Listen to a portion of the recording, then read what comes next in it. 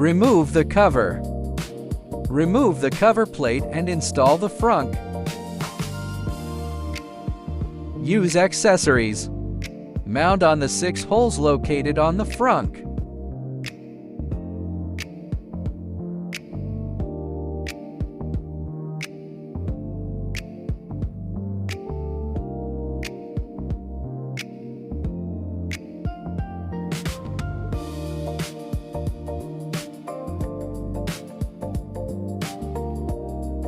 Number 2 accessories are installed on the left and right sides.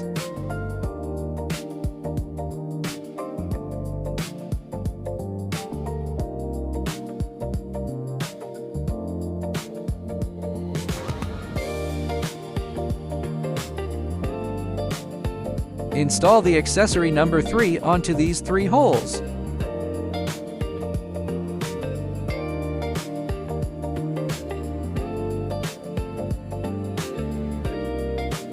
Finally, just lock the screws.